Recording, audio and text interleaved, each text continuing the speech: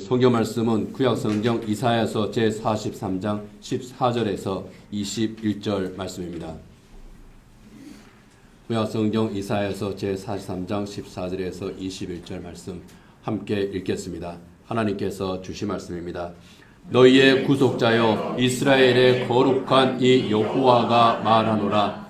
너희를 위하여 내가 바벨론의 사람을 보내어 모든 갈대아 사람에게 자기들이 연락하던 배를 타고 도망하여 내려가게 하리라. 나는 여호와 너희의 거룩한 이요 이스라엘의 창조자여 너희의 왕이니라. 나 여호와가 이같이 말하노라. 바다 가운데의 길을 큰 물 가운데의 지름길을 내고 병거와 말과 군대의 용사를 이끌어내어 그들이 일시에 엎드려져 일어나지 못하고 소멸하기를 꺼져가는 등불 같게 하였느니라. 너희는 이전 일을 기억하지 말며 옛날 일을 생각하지 말라. 보라, 내가 새 일을 행하리니 이제 나타낼 것이라. 너희가 그것을 알지 못하겠느냐? 반드시 내가 광야의 길을 사막의 강을 내리니 장차 들짐승 곧 승냥이와 타조도 나를 존경할 것은 내가 광야의 물을 사막의 강들을 내어 내 백성 내가 택한 자에게 마시게 할 것임이라. 이 백성은 내가 나를 위하여 지었나니 나를 찬송하게 하려 함이니라. 아멘.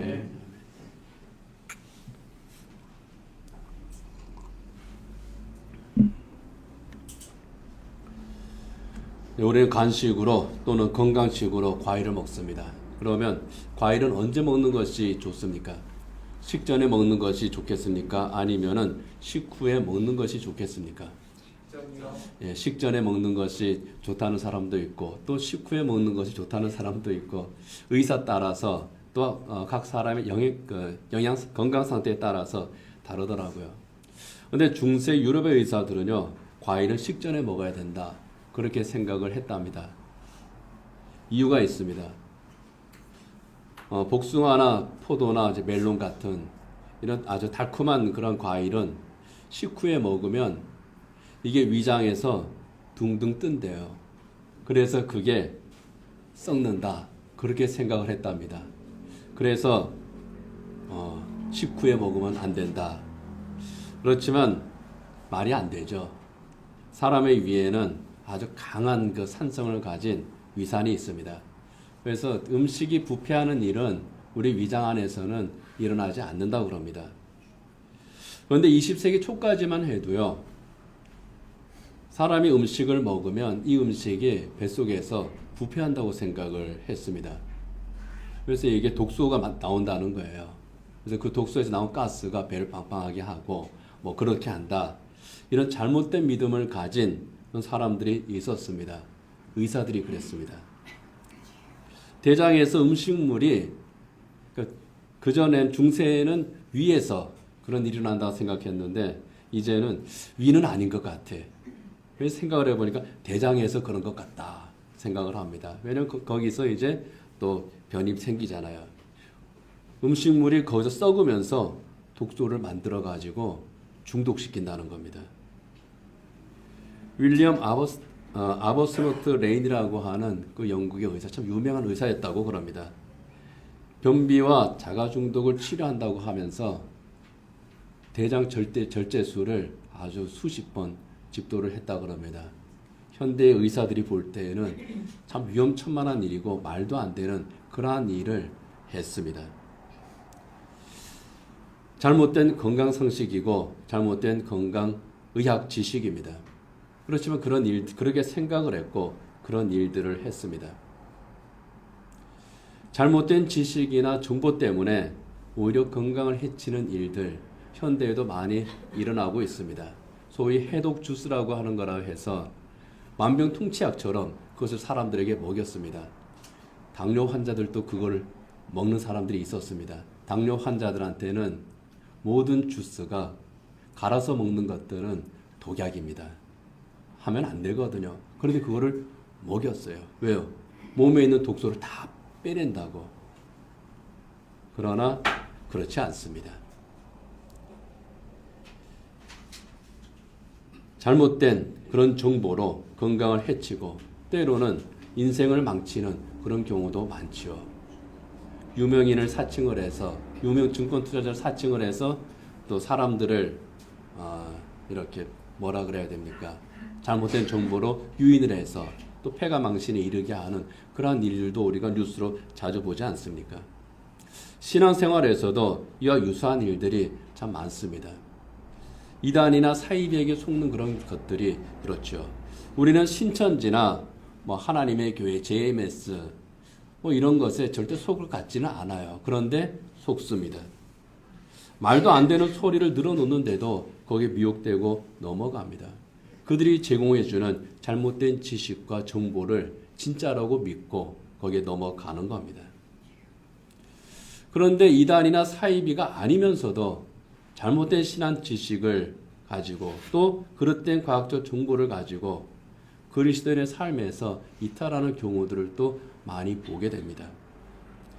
그러한 사람들을 향해서 예수님께서 하신 유명한 말씀이 있습니다. 마태복음 22장 29절인데요. 같이 한번 읽어보겠습니다. 예수께서 대답하여 이르시되 너희가 성경도 하나님의 능력도 알지 못하는 거로 오해하였도다. 너희가 성경도 모르고 하나님의 능력도 제대로 알지 못해서 잘못 알아서 그릇된 판단을 했다. 그리고 잘못된 일을 행한다. 그런 뜻입니다. 성경과 하나님에 대한 올바른 지식이 아니라 잘못된 지식, 바른 정보가 아니라 그릇된 정보로 잘못된 선택을 합니다. 때로는 하나님의 일을 방해합니다. 그리고 안타까운 것은 하나님을 떠난 삶을 살게 되는 거죠. 현대 스스로는 신자라고 하지만 우리는 가난한 신자야, 교회 안 나가는 가난한 신자일 뿐이야 라고 말하면서 방황하고 있는 수많은 사람들이 바로 그렇습니다. 그들은 집을 떠난 자식과 똑같은 거예요. 집 나가면 고생이고 잘못된 거거든요. 그런데 그것을 잘못된 것이 아니라고 생각하면서 그렇게 그릇된 길을 걸어가는 그리스도인들, 안타까운 삶을 살아가고 있는 그리스도인들이 참 많습니다. 이스라엘의 역사가 그랬습니다. 그들은 하나님의 택함을 받은 민족이었습니다. 하나님께서는 그들을 부르셨고 그들에게 하나님의 말씀을 맡겼습니다. 그들에게 하나님의 말씀대로 살면 복을 주시겠다고 언약을 하셨고 실제로 그들에게 많은 복을 주셨습니다. 그러나 그들의 결말은 어떻습니까? 그들의 결말은 멸망이었습니다. 하나님의 심판을 받은 것이 그들의 결말이었습니다. 처음에는 두 나라로 나뉘게 됐죠. 북쪽 이스라엘 왕국과 남쪽 유다 왕국 두 나라로 나뉘었습니다. 역사가 흐르면서 어떻게 됐습니까? 북왕국 이스라엘은 아수르라고 하는 나라에 멸망했습니다. 남왕국 유다는 바벨론이라고 하는 나라에 멸망을 당했습니다. 두 나라가 다 멸망당했습니다. 그들이 멸망을 당한 이유에 대해서 하나님께서는 계속 선지자를 통해서 미리 경고하시고 또 지적을 하셨죠. 그 대표적인 선지자 중에 한 사람이 오늘 우리가 읽은 성경 말씀의 이사야와 함께 또 호세아 선지자입니다.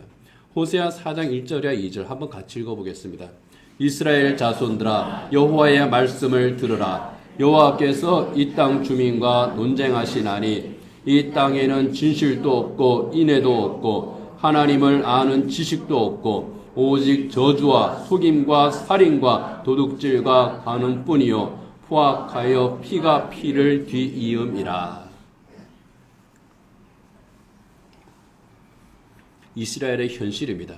오직 저주와 속임과 살인과 도둑질과 간음과 포악하여 피가 피를 뒤잇는 그러한 것이 참 사람이 살기 힘든 바로 그것이 이스라엘의 형편이었습니다.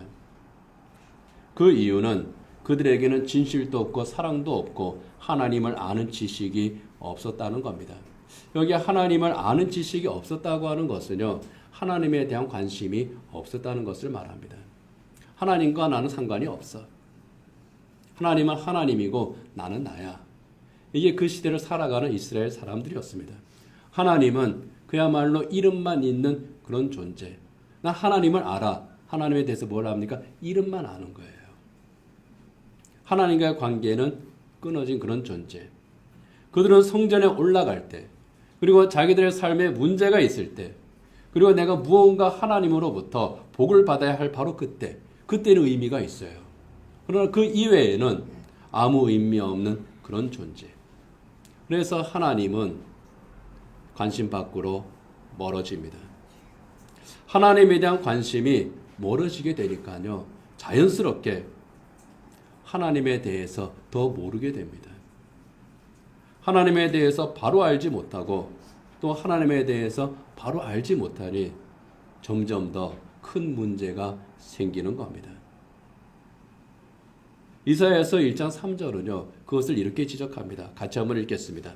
소는 그 임자를 알고 나귀는 그 주인의 구유를 알건만은 이스라엘은 알지 못하고 나의 백성은 깨닫지 못하는도다 하셨도다. 소는 이방인이에요. 나귀는 이스라엘 백성입니다. 그걸 상징을 해요. 소는 그 임자를 알고, 이방인도 자기 주인을 알고, 나귀는 짐승 나귀도 그 주인의 구유를 아는데 내 백성 이스라엘 모른다. 하나님을 알지도 못하고 깨닫지도 못하는구나. 하나님에 대한 잘못된 지식과 정보를 가진 그들, 하나님과의 관계가 끊어진 그들, 이제는 하나님의 말씀을 들어도 깨닫지 못합니다. 그들의 영향을 미치지를 못해요. 하나님을 알지만 하나님을 모르게 된 겁니다. 그들은 하나님을 더 이상 부르지도 않았습니다. 그리고 하나님은 자기들을 괴롭게 하는 그런 존재로 여기게 됐습니다. 오늘 본문 22절입니다. 같이 한번 읽겠습니다.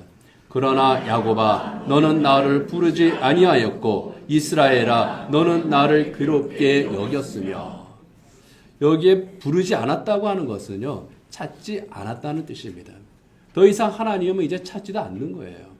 전에는 복받기 위해서 찾았고요, 무언가 얻기 위해서 찾았고요, 위로받기 위해서라도 찾았는데 이제는 안 찾아요. 왜? 관계가 없어져 버렸으니까. 오히려 괴롭게 여깁니다. 괴롭게 여긴다고 하는 것은요, 귀찮게 여겼다, 거추장스럽게 여겼다, 그런 뜻입니다. 거추장스러운 거예요. 이스라엘이라고 하는 그 이름이 하나님의 백성이라고 하는 그 정체성이 거추장스러운 거예요.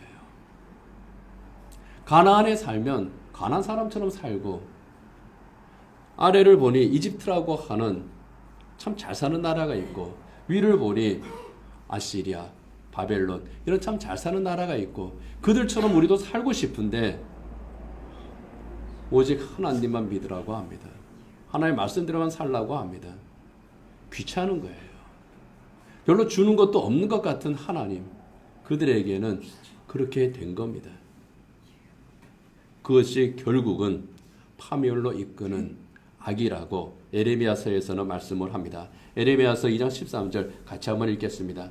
내 백성이 두 가지 악을 행하였나니 곧 그들이 생수의 근원되는 나를 버린 것과 스스로 웅덩이를 판 것인데 그것은 그 물을 가두지 못할 터진 웅덩이들이니라. 하나님을 버렸다는 것은 하나님과 관계를 끊었다는 거예요. 그들이 끊은 겁니다. 하나님과 나는 이제 관계 없어. 하나님이 없는 삶을 선택한 거죠. 그런데 그렇게 하나님이 없는 삶을 선택한 것, 하나님을 귀찮게 여기고 하나님을 떠난 그것이 그들이 얼마나 큰 잘못을 저지른 것인지, 그들의 삶에 얼마나 악영향을 미친 것인지 그때는 그들이 깨닫지를 못합니다. 하나님께서는 그것을 웅덩이를 판 것이다, 스스로 웅덩이를 판 것이다, 그렇게 경고하셨습니다. 웅덩이는 물을 보존하기 위해서 파는 저수지와 같은 것이다 생각하면 돼요. 보나 저수지다 생각하면 됩니다. 그런데 그 웅덩이가 터진 웅덩이입니다. 물을 가두지 못하는 웅덩이에요. 흘러버리는 웅덩이입니다. 하나님을 버린 삶, 하나님이 없는 삶을 선택한 그 결과가 복을 가두는 큰 저수지와 같은 그런 웅덩이와 같은 그런 삶을 위해서 그렇게 하나님을 자기의 삶에서 제거했는데 물을 저장하는 웅덩이가 아니라 물이 다 흘러버리는 깨진 항아리와 같은 그런 웅덩이, 터진 웅덩이와 같은 참 허망한 삶이더라 하는 겁니다. 그것이 그들에게 주어지는 결말이었어요. 그 내용이 참 너무 우울한 것 같아서 제가 보지는 않고 그냥 이야기만 전해들은 드라마가 하나 있습니다. 나의 아저씨라고 하는 그 드라마인데요. 아마 본 분들은 꽤 많이 있을 것 같아요. 거기서 주인공이 한 이야기가 있습니다. 이런 말을 했다고 그럽니다.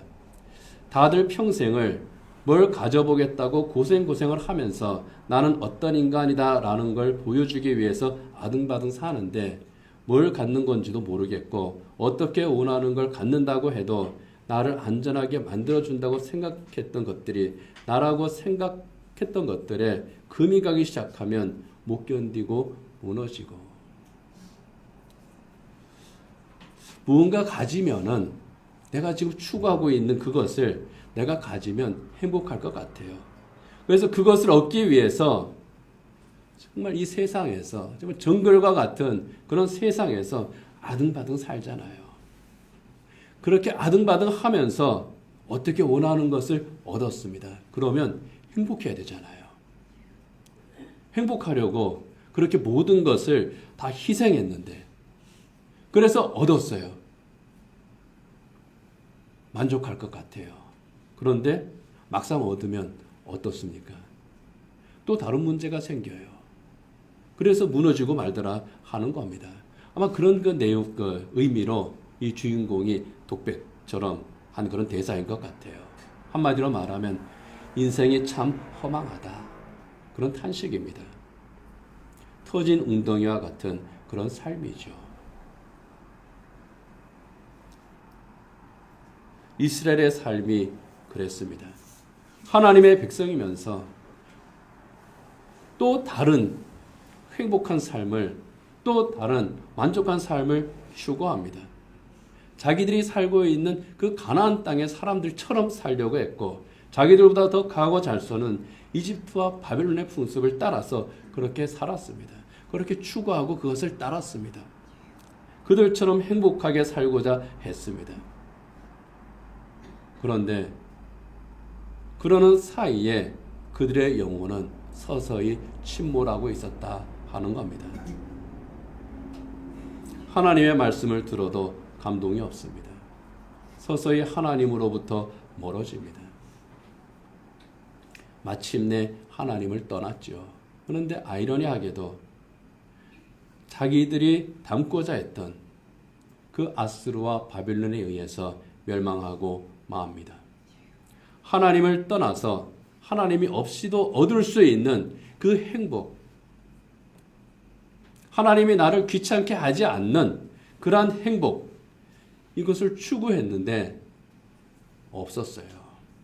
터진 웅덩이와 같은 결말이 그들의 허망한 결말이었습니다.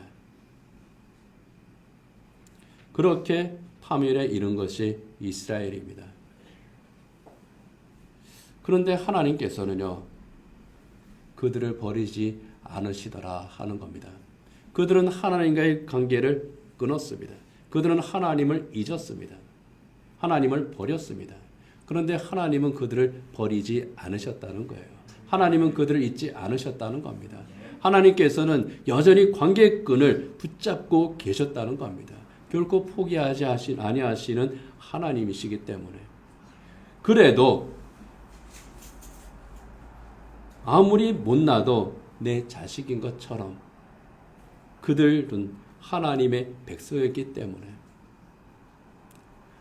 아무리 자식이 부모를 미워라 해도 부모는 여전히 자식을 사랑하는 것처럼 여전히 사랑하시기 때문입니다. 그래서 이사야서 41장 14절에 보면 하나님께서 이런 말씀을 하십니다. 같이 읽겠습니다. 버러지 같은 너 야곱아, 너희 이스라엘 사람들아 두려워하지 말라. 나 여호와가 말하노니 내가 너를 도울 것이라. 내 구속자는 이스라엘의 거룩한 이이니라.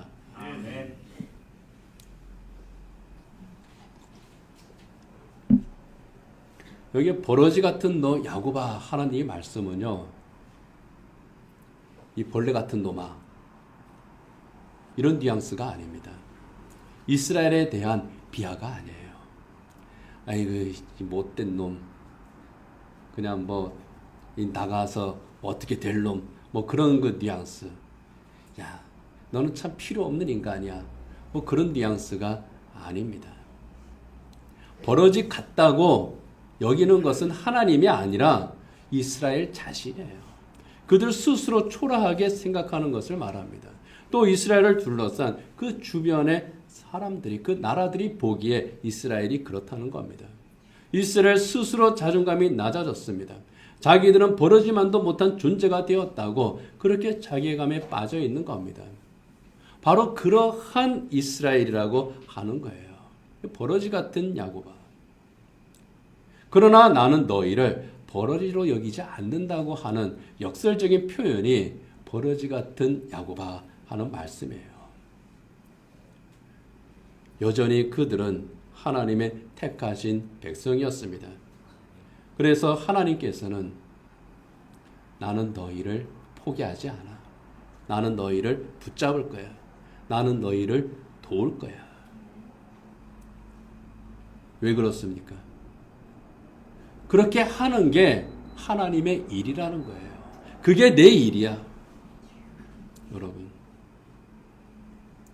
이스라엘을 사랑하고 그들이 어떻든 간에 그들을 사랑하고 그들을 돕고 회복시키는 것, 그래서 하나님의 복을 받은 백성이 되게 하는 것, 그렇게 하는 것이 내 일이야. 그런 겁니다. 그래서 오늘 본문 19절과 20절에서 말씀하시는 겁니다. 같이 한번 읽겠습니다.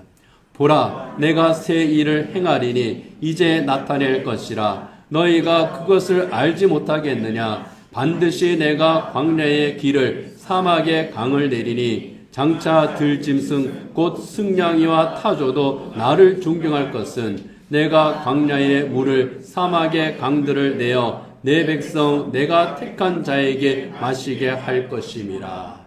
아멘. 광야에는요 길이 없습니다. 사막에는 물이 없습니다. 그러나 하나님께서 광야에 길을 내십니다. 사막에 강을 내십니다. 하나님께서 그 백성을 인도하시고 생수를 마시게 하신다는 겁니다. 유대의 광야를 보면은요, 거기는 진짜 군데군데 가시덤불 같은 것만 이제 있고요. 뭐 하나 풀 한 폭이 날 것 같지 않아요. 그런 광야입니다. 그런데 거기 비가 싹 내리면은요, 갑자기 거기가 푸른 풀밭으로 바뀝니다. 강물이 흐르면서요, 그곳이 살아있는 곳이 됩니다. 그렇게 하시겠다는 거예요. 그렇게 살아있는 곳, 죽음의 광야, 죽음의 사막을 하나님께서 살아있는 곳으로, 하나님께서 살아있는 곳으로 만들고 그 백성을 그 길로 인도하고 생수를 마시게 하겠다. 살리시겠다는 겁니다. 회복시키시겠다고 하는 겁니다. 바빌론에 멸망한 이스라엘이 하나님의 백성이 있어야 할 바로 그곳, 원래 그들이 있었던 그곳으로 다시 돌아오게 하실 것을 언약하시는 이 말씀이 보라 내가 새 일을 행하리니 하는 하나님의 말씀입니다. 새 일을 행하신다는 것, 바로 그러한 하나님의 새로운 프로젝트를 하나님께서 시작하고 계신다. 너희들은 나를 떠났으나 너희들을 다시 돌아오게 하는, 너희들은 멸망의 길을 가고 있으나 나는 너희를 회복시키는 이 새로운 일, 새로운 프로젝트를 나는 이미 시작했어. 이것이 하나님의 메시지입니다. 하나님의 일, 하나님께서 이 세상을 창조하셨던 그 창조 목적을 성취하는 거죠. 하나님의 공의를 성취하는 겁니다. 그리고 그러한 과정들을 통해서 하나님께서 택하신 하나님의 백성들, 그들에게 하나님께서 언약하신 샬롬의 복을 주시는 것, 이것이 하나님의 새 일입니다. 하나님의 언약 백성들이 하나님을 떠났습니다. 그러므로 말미암아 하나님께서 그들에게 주시는 샬롬을 잃어버렸죠. 하지만 하나님께서는 여전히 나는 너희에게 샬롬을 복으로 줄 거야. 다시 하나님의 샬롬을 회복시키고자 하시는 이 계획을 세우시고 그 계획을 진행하시는 겁니다. 이것이 이스라엘을 향한 하나님의 구원 프로젝트입니다. 이를 위해서 하나님께서는 일하시고 하나님의 백성이 있어야 할 그 원래의 자리로 돌아오게 하시는 겁니다. 여러분, 바로 그것처럼 하나님의 새로운 언약 백성들, 하나님의 새로운 이스라엘, 그리스도인들을 위한 하나님의 새 일이 있는 겁니다. 우리를 구원하시려고 하는 우리 예수님의 십자가 은총으로 하나님의 놀라운 구원 계획으로 우리를 구원하셨고 하나님의 자녀가 되게 하셨고 하나님의 백성으로 살게 하셨는데, 하나님을 버리고 떠난 이스라엘처럼 또 그렇게 잘못된 선택을 하게 되는 그런 그 사람들이 있습니다. 그들을 위해서도 하나님께서는 여전히 새 일을 예비하고 계시는 겁니다. 이스라엘을 위해서 하나님의 새 일을 행하셨던 것처럼 하나님의 새 언약 백성인 새 이스라엘, 하나님을 떠난 이스라엘을 위해서 하나님께서 새 일을 행하신 것처럼 하나님을 떠난 이 시대의 가난한 그리스도인들을 향해서 하나님께서 또 새 일을 준비하시고 또 그 일을 진행시키시는 겁니다. 하나님의 언약 백성이면서도 하나님의 은혜에 대한, 구원의 은혜에 대한 감격과 감사를 잊고 하나님을 떠나서 하나님이 없는 삶을 살았던 이스라엘입니다. 마치 그것처럼 예수님의 십자가 대속의 은혜로 죄와 사망의 권세로부터 구원을 받았음에도, 하나님의 자녀가 되었음에도, 그럼에도 불구하고 구원의 은혜에 대한 감격과 감사를 잊고 살아가는 그런 사람들, 하나님을 떠난 하나님의 자녀들, 하나님이 없는 세상에서 하나님이 없는 행복을 추구하며 사는 사람들, 그런데 결국 그들에게 남는 것은 허망함 밖에 없는 그런 하나님의 사람들이 있는 겁니다. 내가 새 일을 행하겠다고 하는 이 하나님의 말씀은요, 그들을 향한 하나님의 간절한 호소인 겁니다. 여러분, 내가 너희를 위한 새 일을 준비했으니, 그리고 그 새 일을 행하고 있으니 너희는 돌아오기만 해. 반드시 내가 그 일을 행할 것이니 너희는 돌아와.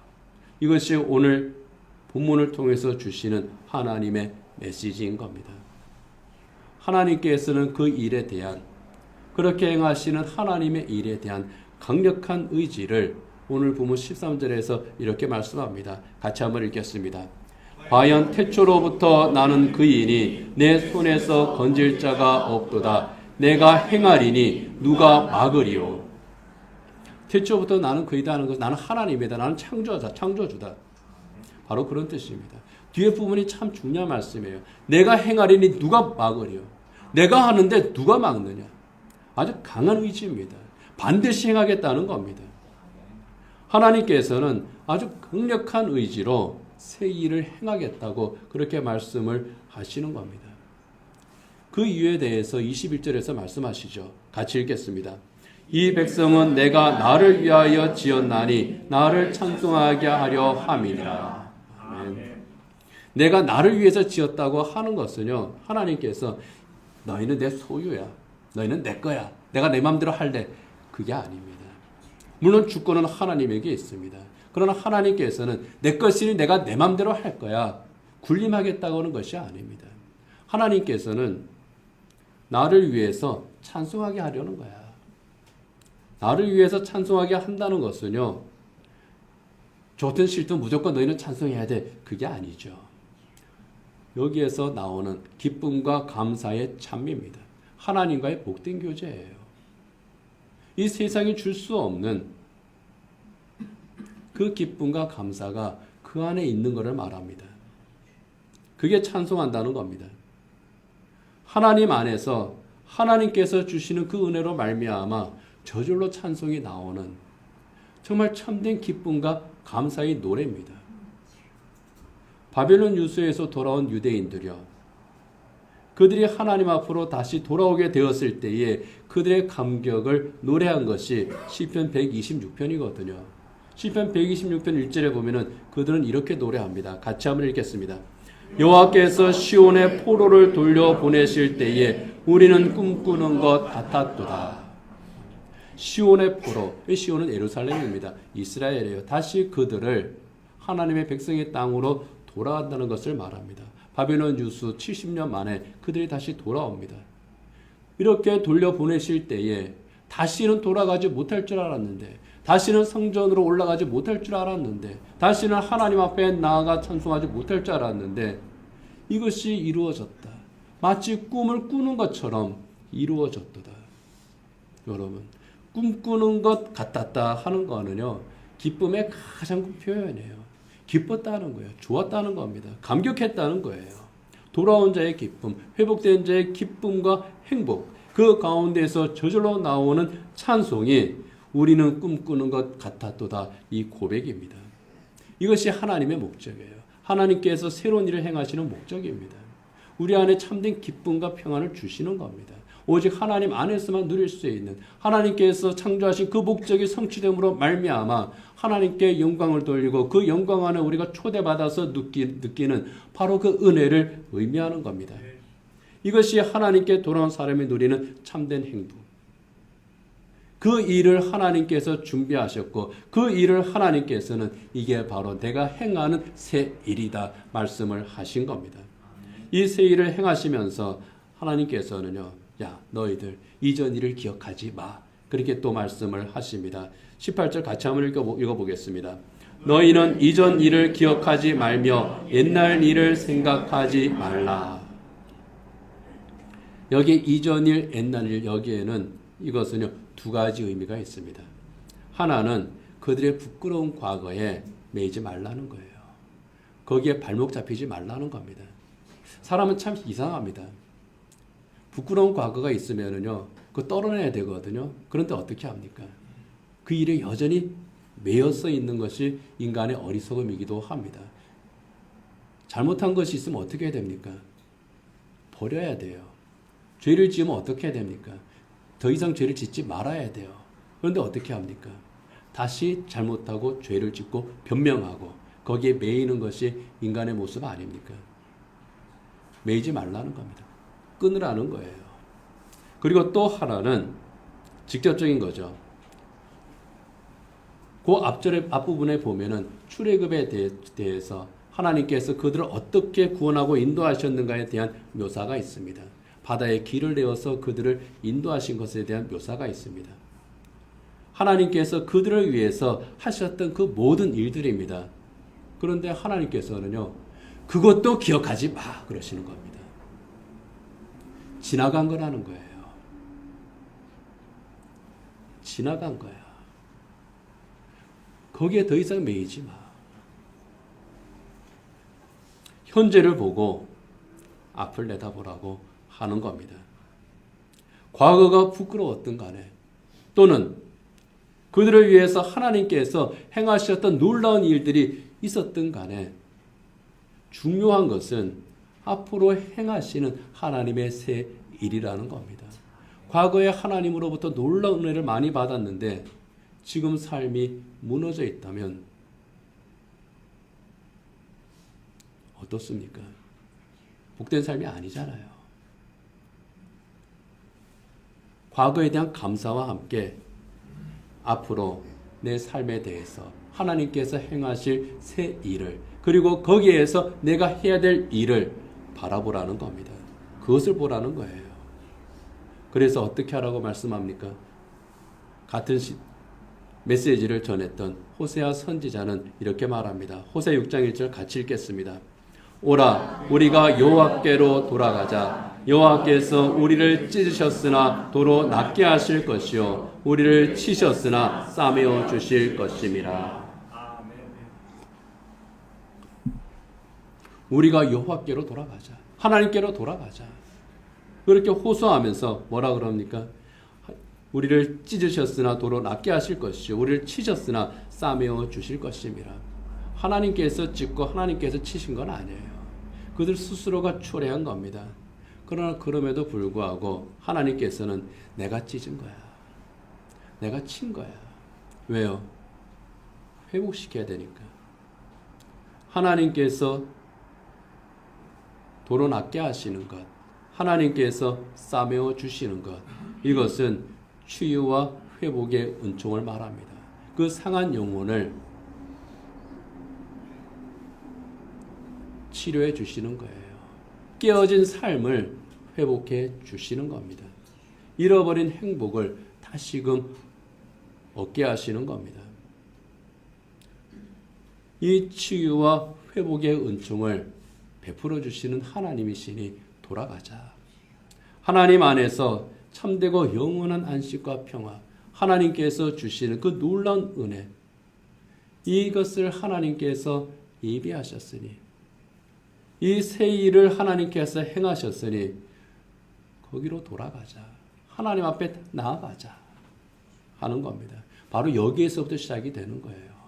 떠났으면 어떻게 해야 됩니까? 돌아와야죠. 넘어졌으면 어떻게 합니까? 일어나야죠. 안 들었으면 어떻게 해야 됩니까? 다시 들어야죠. 닫았으면 열어야 되고요. 나태주 시인이 새해 기도에서 그렇게 노래했죠. 360신계의 낮과 360신계의 360신계가 아니라 365개 오타입니다. 365개의 날 365일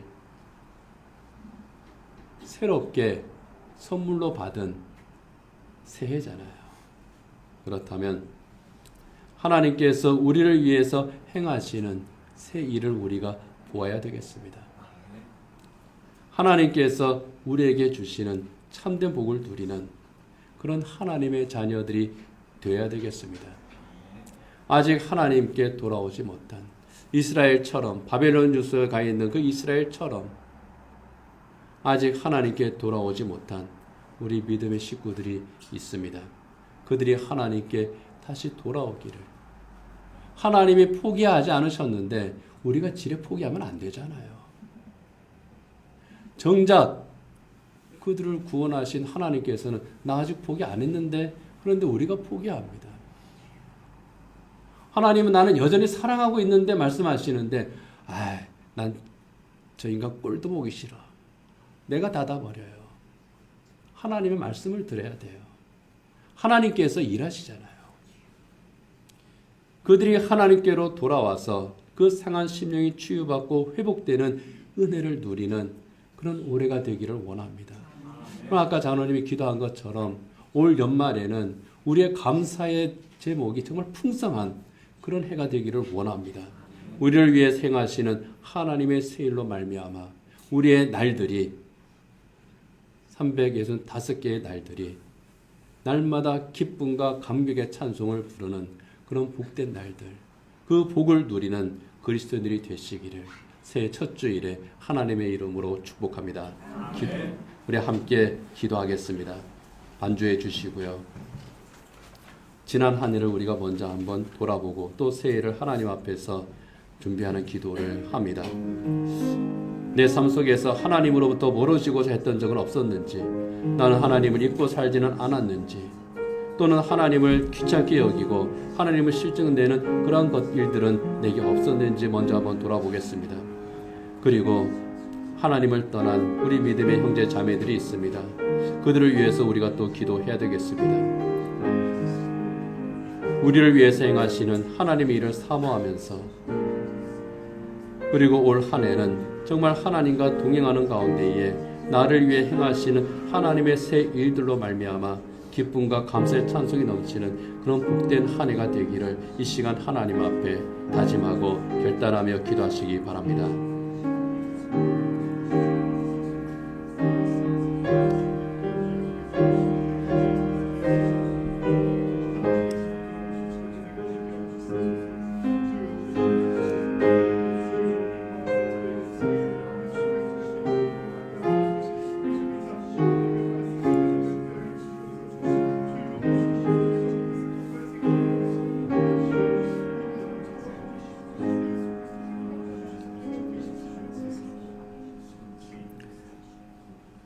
하나님에 대한 잘못된 생각과 복음에 대한 그릇된 이해로 말미암아